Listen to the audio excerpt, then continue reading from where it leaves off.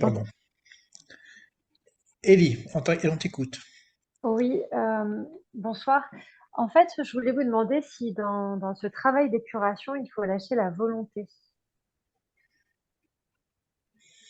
Ah, c'est une bonne question. Voilà. Très très bonne question. J'ai envie de dire oui et non. Mm. Parce que je dis que notre travail, il doit être volontaire. C'est-à-dire que je pars de ma volonté, je décide quelque chose, je fais quelque chose. C'est-à-dire je suis pas, comment dire, soumis à autre chose. C'est mon travail, parce que la volonté c'est très haut au niveau de l'arbre de vie, c'est qu'éther, hein. Mais en même temps, je nage ma volonté pour que ce soit la volonté divine. Que ta volonté soit. Hieratson, que cela soit selon ta volonté. Mais je pars de ma volonté pour lâcher ma volonté. C'est comme le non-savoir, c'est pareil, quoi. Parce que si je lâche ma volonté, je peux me faire avoir par n'importe quoi. La seule être à qui je peux lâcher ma volonté, c'est le maître suprême. C'est la volonté des volontés. Mais je vais pas lâcher ma volonté devant autrui. J'ai pas besoin de, même pas devant un maître, parce que j'ai ma propre volonté, j'ai ma propre intégrité, j'ai ma propre personne que je dois respecter. Mais devant la volonté divine, évidemment, faut l'arrêter. Donc, il y a dans les exercices, quel que ça soit spirituel ou même un projet, quel qu'il soit, je vais pouvoir maîtriser ce que j'appelle les objectifs. D'accord? Ce que je peux faire par moi-même. Et donc, il me faut une certaine volonté pour ça. Mhm. Mais le résultat final, c'est pas moi qui le décide. Donc, je sais que je suis pas, comment dire, je peux pas ne pas faire. Donc, j'ai à faire des choses. Donc, je fais des choses. Je peux mettre un plan, je peux mettre un projet, etc. Donc, c'est ma volonté qui va prendre des décisions. Mais la finalité, c'est le maître des maîtres. C'est lui qui décide où ça va se diriger. Et c'est là qu'il faut savoir lâcher la volonté pour pas être coincé. Il faut avoir des buts, mais pas être buté. En gros, quoi. Parce que si je suis buté, quand je vois quelque chose qui ne marche pas, bah, je dis catastrophe, quoi. Non, peut-être qu'il y a des directions un peu nouvelles qu'il faut faire. Donc je sais qu'il y a une autre volonté au-dessus de la mienne. C'est pour ça qu'on a un chapeau. C'est uniquement ça, là qui parle. Ça qui part? C'est qu'il y a au-dessus de nous, il y a une intelligence au-dessus de mon intelligence. C'est exactement ça. Mais tu vois, c'est intéressant ces paradoxes, hein, c'est oui et non. Et donc, ce serait presque un choix d'âme, en fait. Oui, aussi, par exemple, qu'est-ce que c'est là? Comment je peux savoir que c'est mon âme qui décide, etc. C'est pas évident, hein. Ça, c'est un autre niveau encore. C'est-à-dire que qui est-ce qui conduit le bonhomme? Est-ce que c'est ma personne ou c'est mon âme? Pour l'instant, quand je parle de volonté, c'est quand même ma personne. Après, il y a aussi quelque chose au-dessus de cette volonté, que c'est un autre grade. Mais bon, c'est intéressant ce qu'on échange parce que ça me permet moi de voir en même temps, en termes d'exercice spirituel, qu'est-ce qui pourrait nous aider? Qu'est-ce qui pourrait nous aider là, on a parlé de la transparence au niveau de la carte qu'on a, on a parlé de la volonté. Ça peut être, moi, tout ça, ça rentre dans ce qu'on appelle le compagnonnage de soi. C'est-à-dire qu'à un moment donné, si c'est pas simplement étudier des livres, c'est les intégrer. Et pour les intégrer, peut-être avoir quelques exercices de travail sur soi pour nous aider à faire ça. Et excuse-moi, Ellie, est-ce que ce travail d'épuration, elle peut marquer la matière, c'est-à-dire le corps? Parce que, Oui, bien sûr. ah oui, ça Oui, peut oui. marquer le corps, en fait.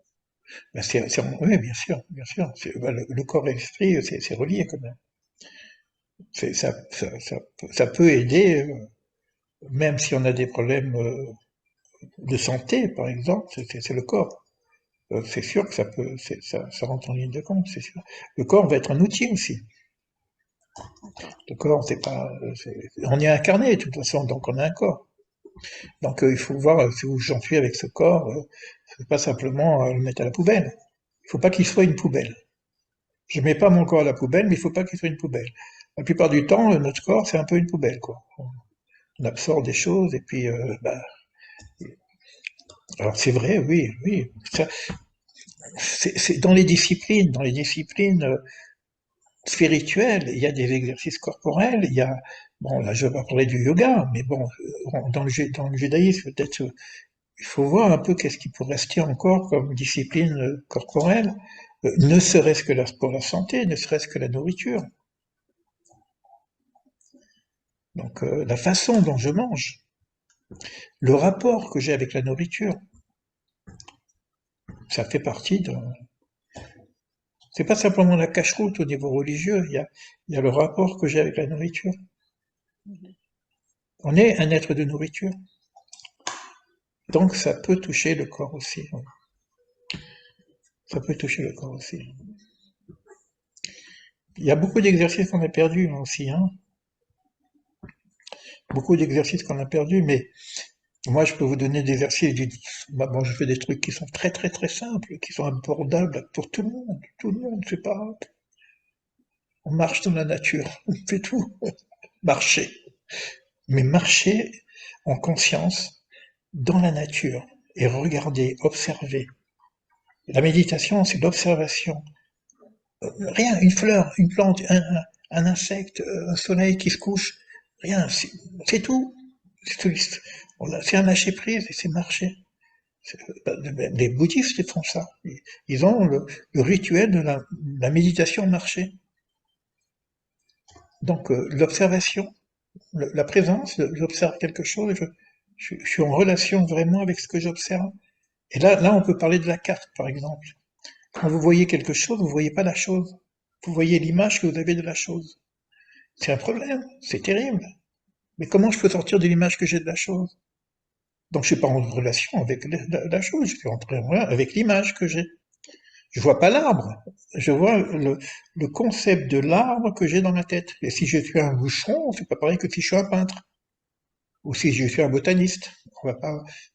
Donc à un moment donné, il y a la relation je tue que Martin Lubin a développé d'une façon extraordinaire, mais on peut le faire avec toute chose, avec un papillon.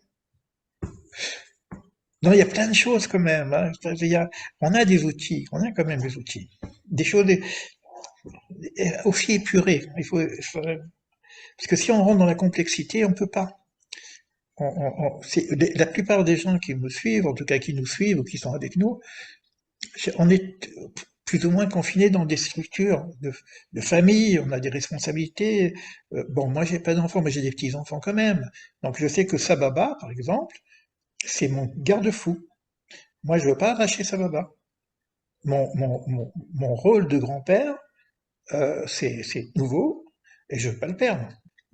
Ça veut dire qu'il faut que ça soit pas trop complexe non plus, parce que après il y a le découragement. Il y a des gens qui ne peut pas tout lâcher.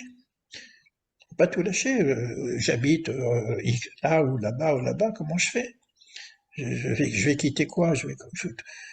Si ça arrive quand on se retrouve seul, peut-être que c'est un bénéfice. Si ça arrive pas, ça arrive pas. C'est comme ça, il faut préserver ce qu'on a. Donc il faut rester lucide. Écologiquement aussi lucide. C'est que faut pas que cette spiritualité nous emmène dans des méandres. Moi, je sais que j'ai beaucoup perdu à cause de ça. Mais bon, parce que j'étais un peu. Mais c'est comme ça, ok?